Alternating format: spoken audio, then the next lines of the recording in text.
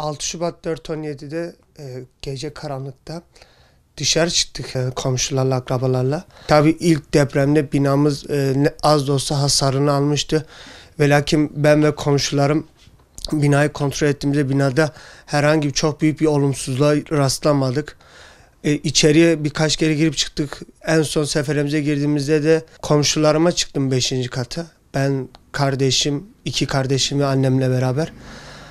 Depremi 5. katta yakalandık. Kurtulma şansımız olmadı. 12 saat enkaz altında kaldım. Enkaz altında annemi, kardeşimi,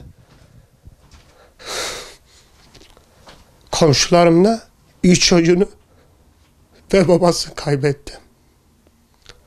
Kardeşlerimden ve komşularımla anneme Allah rahmet diliyorum. Bu deprem zelzeleydi, küçük bir kıyametti. Çıktığımda gece 1.30'tu. 1-1.30 civarlarıydım.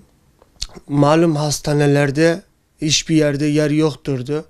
Önce devlet hastanesine gittim. Battalgazi Devlet Hastanesi'ne gittim. En sonunda Elazığ özel hastaneye gittim. Orada 1 hafta 10 gün kadar bir süreç geçirdim. O süreçte ayağımın kesileceğini söylediler. Ve benle babam bunu kabul edemedik. Bir yardımsever derneği bir tane ablamız kapıyı çaldı, beni ziyaret etti. Ziyaretinde ben kendimi tanıttım ve ayağımın kesileceğini söyledim. O da ilk zevkle beni İstanbul Çapa Tıp Fakültesi'ne gönderdi. Çapa Tıp Fakültesi'nde ayağım önce diz altı, sonra diz üstü ampute oldu. Hastane sürecinden sonra Malatya'ya tekrardan geldik 5 ay sonra. Konteynerde yaşamımı sürdürmekteyim. Devlet büyüklerimden iş istedim. İş vermediler. Engelli kaldım. Bir bacağımı %70'ini %80'ini kullanamıyorum.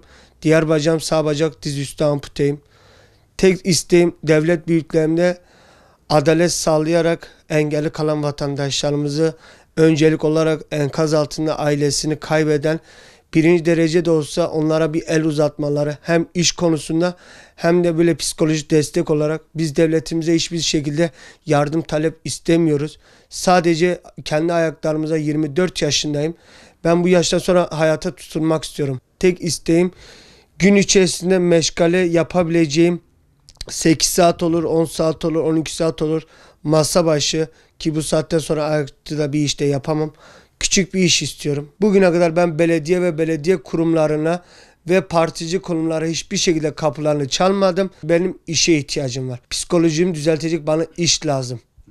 Bir nevi küçük kıyametti. Depremin çöktüğü dakika direkt zaten yüzüstü yere düştüm.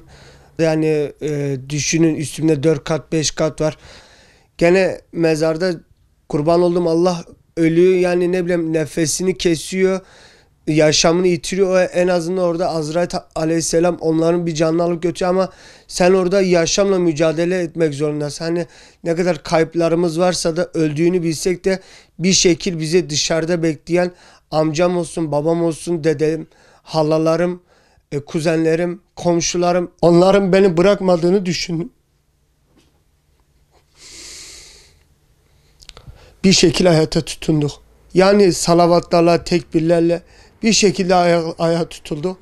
Hiçbir şekilde orada bir isyan da etmedik. Tam tersine şükrettik. Allah'tan geldiğine inanıyoruz. Kardeşim üniversitede, onun da ayağı sıkıntılı. Şu an üniversitede o da. Çorum'da okuyor. O bir de Arapgir Fen Lisesi'nde okuyor. Babamla beraber evde tek başımıza yaşıyoruz. Onun da rahatsızlığı var. Ayakta sıkıntılar var işte. O da ayağında Temmuz'da ameliyat olacak. Allah'ın verdiği nimetlerle ayakta duruyoruz. Tevekküllerle, şükürlerle duruyoruz. Eğer olmazsa da hiçbir şekilde ayakta duramazdık. Demek ki yaşanacak sürecimiz varmış, yiyeceğimiz suyumuz varmış, yemeğimiz varmış. 6 Şubat depremini unutmadık, unutturmayacağız. 100 sene de geçse bu içimizde duracak. İçimizde yaşayacağız. Yaşamayanlar bilmez.